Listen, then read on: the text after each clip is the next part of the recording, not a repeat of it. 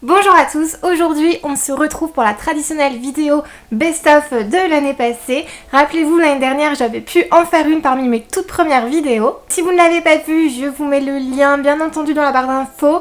Je ne sais pas du tout ce que vaut cette vidéo car elle est très vieille, je n'ai jamais osé la regarder à nouveau, mais comme ça vous pourrez découvrir mes lectures préférées de 2015. Mais aujourd'hui je vais vous parler de mes lectures préférées de 2016.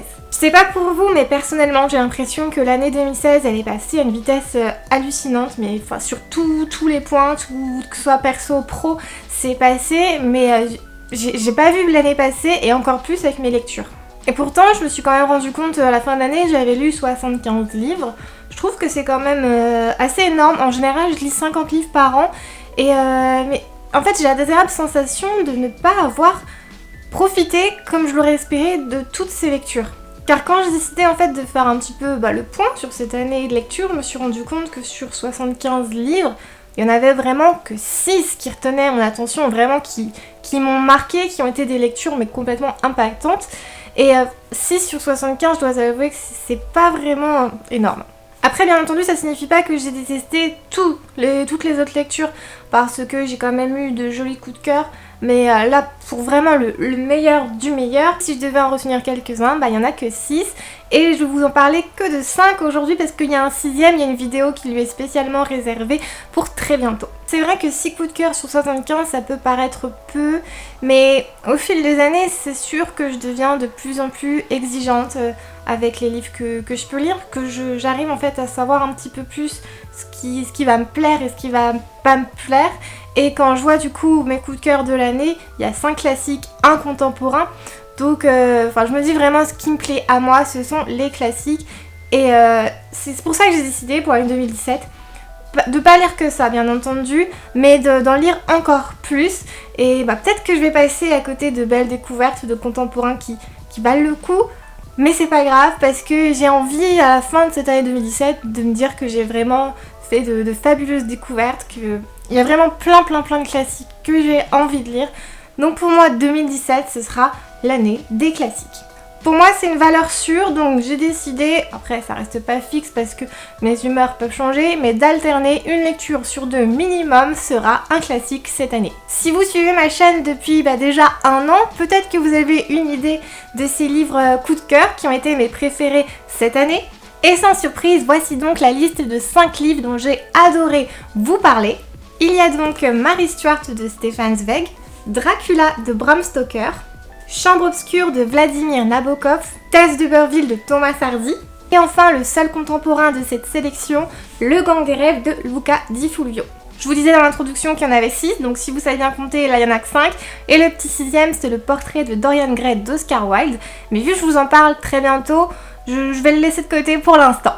Mais en tout cas, concernant ces 5 livres qui pèsent un petit peu leur poids, vu que ce sont des livres qui m'ont marqué, dont j'ai adoré vous parler, j'ai envie de vous donner l'opportunité de pouvoir les lire et donc je vais vous les faire gagner. Effectivement, vous pouvez tenter de remporter l'un de mes livres préférés ou même participer à tous les concours.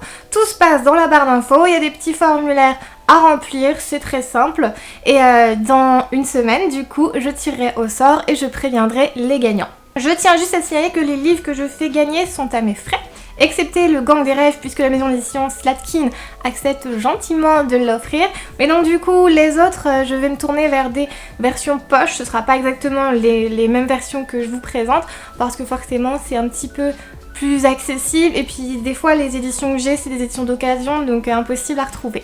Vous avez peut-être déjà une idée du livre que vous souhaiteriez gagner. Mais si vous avez besoin d'une piqûre de rappel, voici un petit best-of de cette année écoulée avec mes avis sur ces livres que j'ai adorés. Je vais commencer par le premier livre que j'ai lu au début du mois de mars, à savoir Tess d'Uberville de Thomas Hardy, un énorme classique de la littérature anglaise. Tess d'Uberville a été pour moi un énorme coup de cœur, comme ceux que j'ai très rarement. En même temps, il fallait que je m'y attende. Tess d'Uberville avait vraiment tout pour me plaire. C'est un livre qui a été écrit au 19e siècle, ça se passe pendant la période victorienne et surtout ce livre traite des sujets que j'adore, à savoir l'amour impossible, l'ascension sociale, la pauvreté, la cruauté et j'en passe. Je peux vous résumer Tess d'Uberville en 3 mots, drame, drame, drame. Je vous préviens, il faut vraiment s'accrocher pour lire ce livre et votre petit cœur va en prendre un sacré coup. Mais pour moi, c'est à ça que sert le livre, à nous procurer des émotions, que ce soit joyeux ou triste. Du début à la fin, c'est une pépite, c'est un vrai bijou. C'est écrit d'une plume magnifique. Je vais à nouveau vous parler de Nabokov, mais d'un court roman qui se nomme Chambre obscure. Chambre obscure a été écrit une vingtaine d'années avant Lolita, et je trouve que c'est un parfait aperçu de ce qu'on va pouvoir retrouver ensuite dans Lolita. On y retrouve pas mal de similitudes, autant dans la psychologie des personnages que dans les rebondissements. Et je pense que si vous avez aimé Lolita, il est fort à parier que vous apprécierez Chambre obscure tout autant. Ce que j'ai aimé avec ce livre en fait, c'est de voir qu'une seule action du personnage principal va le plonger en fait dans un enfer pas possible auquel il ne s'attend pas du tout. Et justement, ce que j'aime beaucoup, c'est qu'il y a un petit côté thriller dans ce livre, comme dans Lolita en fait. La plume de Nabokov est diablement efficace et elle arrive avec subtilité et douceur à nous faire rentrer dans les psychologies des personnages qui sont quand même pas top, mais c'est fait mais avec une grâce absolument magnifique. C'est captivant, c'est le genre de livre qui nous surprend là où on ne s'attend pas du tout à être surpris, et pour moi c'est vraiment une magnifique esquisse de Lolita. Pour résumer, ce livre commence comme un vaudeville, il continue comme un thriller et il se termine comme une tragédie absolument magnifique. Et ce que j'aime aussi beaucoup dans ce livre, c'est qu'il y a une dimension très cinématographique. On pense forcément au film Lolita de Kubrick et il y a aussi une ambiance très hitchcockienne avant l'heure. Je me sens toute petite puisque je vais vous parler d'un grand auteur qui parle d'une très grande femme dans un très grand livre, j'ai nommé Mary Stuart de Stefan Zweig. Ce livre résonne vraiment en moi et ça a été l'un de mes coups de cœur de cette année. J'admire en fait la façon dont Stefan Zweig a réussi à pénétrer dans les tréfonds de l'âme de Mary Stuart, tout comme il l'avait fait en fait avec la biographie de Marie-Antoinette. C'est très juste, c'est beaucoup en fait dans la psychologie de ces femmes, mais sans choisir un camp et sans tomber dans le jugement en fait. Et ce que j'aime particulièrement avec les biographies de Stefan Zweig, c'est qu'il arrive à en faire des romans. On dirait en fait vraiment qu'il invente une histoire. Tellement en fait les vies de ces femmes sont romanesques, c'est vrai qu'on peut se dire que ça peut être inventé, mais non, c'est des faits qui ont été vraiment réels, mais la façon dont c'est raconté, ça nous semble tellement romanesque.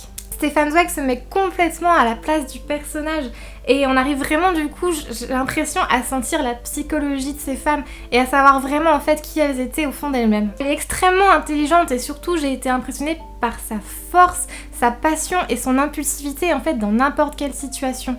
Elle est courageuse et ça peut être mauvais, ça lui a joué des tours d'être aussi impulsive, mais en fait vraiment toute sa vie, elle a suivi sa vie, elle était guidée uniquement par cette passion qui la dévorait. Ça a été une révélation et c'est vrai que depuis la biographie de Marie-Antoinette, j'avais pas autant vibré pour un personnage historique comme ça. Un contemporain est dans mon cœur aussi fort qu'un vieux classique, j'ai nommé Le Gang des rêves de Luca Di Fulvio. Autant donc vous préparer à une longue histoire pleine de rebondissements, mais aussi de drames, de rêves, mais beaucoup d'espoir. Le début de l'histoire vous met vraiment dans l'ambiance ultra dramatique, mais pourtant ça ne va jamais tomber dans du misérabilisme racoleur. L'écriture est sublime, les descriptions d'horreur en fait sont traitées avec beaucoup de justesse et j'ose le dire en fait, j'ai vu dans l'écriture de l'italien Luca Di Fulvio un petit peu de Zola. Les phrases sont super bien travaillées, le style est riche, mais il n'y a rien en trop en fait. Tout est parfait dans l'écriture de cet auteur, ça a été mais tellement bouleversant, tellement poignant que j'ai encore du mal à m'en remettre. Ce que j'ai adoré dans ce livre en fait, c'est que les thèmes de l'immigration, du racisme, des conditions sociales sont magnifiquement bien traités. Nous avons à faire là un grand livre sur le rêve américain, d'ailleurs tout est dans le titre, Le Gang des rêves. Tout au long du livre, les personnages vont rêver à un avenir meilleur et c'est vraiment qu'à la fin, vous verrez s'ils ont réussi à réaliser leurs rêves. Il y a vraiment un côté ascension sociale, mais pour leur bien-être, pas pour gagner plus d'argent, c'est vraiment juste, c'est des combattants et c'était quelque chose que j'ai adoré et je crois que je me suis rarement autant attachée à des personnages de livres comme ça. Ce roman en fait c'est le roman de l'amour d'une mère pour son fils et on va suivre leur combat pour un avenir meilleur. Jusqu'au bout de l'histoire j'ai été tenue en haleine et je vous dirai pas si ça se termine bien ou si ça se termine mal, mais j'ai beaucoup aimé cette fin. Et jusqu'au bout, en fait, j'ai adoré la plume très cinématographique de Luca Di Fulvio. Quand j'ai refermé la toute dernière page de ce livre, j'ai vraiment eu un pincement au cœur. Ça a été le livre de mon été. S'il ne fallait en retenir qu'un seul, ce serait celui-ci. Je commence avec Dracula de Bram Stoker, un univers fantastique, un style littéraire riche, propre au 19e siècle, une écriture sous la forme épistolaire, une ambiance oppressante, des faits terrifiant. Ce livre avait tout pour me plaire en fait. Malgré quand même quelques petites longueurs, Bram Stoker arrive à instaurer un rythme haletant et palpitant au point qu'on est vraiment mais pleinement dans l'histoire alors que pourtant cette histoire on la connaît quasiment tous. Comment vous dire à quel point j'ai adoré ce livre. J'ai adoré du coup attendre aussi longtemps pour le découvrir. J'ai l'impression d'avoir pu mieux le savourer et j'ai adoré chaque partie de ce livre. C'est vraiment un chef-d'œuvre que je vous recommande. Bram Stoker n'a pas inventé le personnage du vampire, mais il est clairement le chef de file de toute cette mythologie qui depuis des siècles nous a donné autant de bons que de moins bons. J'espère que vous avez apprécié ce petit condensé de mes lectures préférées. Vous avoue que ça a été assez difficile quand même de replonger dans les anciennes vidéos. Je vois qu'il y a quand même un petit peu d'évolution depuis le début de ma chaîne, donc je suis quand même contente. Donc vous avez vu le meilleur de mes lectures, mais pour moi aussi le meilleur de cette année, ça a été vous, bien entendu. Tout ce que vous m'avez apporté en un an, en fait, je ne m'y attendais pas. C'est vrai que j'ai reçu beaucoup de bienveillance, beaucoup d'amour de votre part. Et comme je vous le disais dans ma FAQ, je suis une personne assez réservée dans la vraie vie, avec mes proches un peu plus extravertis. Il faut vraiment que je sois en confiance pour me sentir à l'aise et pour me lâcher. Et c'est vrai que j'étais assez timide, ça fait longtemps que je suis blogueuse et que je me cachais derrière un écran, donc j'avais pas l'impression de me dévoiler comme je l'aurais aimé, mais là en fait devant une caméra c'est comme si j'étais mise à nu face à vous. J'avais très peur des retours que je pouvais avoir, mais finalement quand je reviens sur cette année écoulée, ça a été une année merveilleuse. Faire ces vidéos ça m'a permis de travailler la confiance en moi. Et je peux vous dire que pour le cadre professionnel, ça aide énormément, mais également dans ma vie de tous les jours, je suis beaucoup plus sereine envers moi-même, envers ce que j'entreprends. Et faire ces vidéos, ça me permet de partager cette grande passion qui m'anime depuis que je suis toute petite. Et je suis vraiment comblée de pouvoir la partager avec vous. Et vous qui m'offrez autant de bienveillance. Je parle à vous, mes abonnés, ou même ceux qui ne sont pas abonnés mais qui regardent mes vidéos. Vous êtes vraiment passionnant, vous êtes cultivé, vous êtes hyper intéressant, vous me faites rire, des fois vous me touchez quand vous vous confiez dans vos petits mots. J'adore nouer des petits liens de complicité comme ça avec vous, que ce soit dans les commentaires ou sur les autres réseaux sociaux. Je pense aussi aux discrets qui n'osent pas forcément laisser de petits mots ou qui n'en ont pas le temps et je vous remercie d'être là. Cette année 2016 a été une assez bonne année et j'espère que 2017 sera toujours pareil et j'espère que je vais pouvoir continuer de la vivre auprès de vous à travers toutes ces vidéos. J'espère que vous avez apprécié cette vidéo, n'oubliez pas le concours et je vous retrouve très bientôt pour une nouvelle vidéo sur mes dernières lectures. Encore merci d'être là et plein de bisous.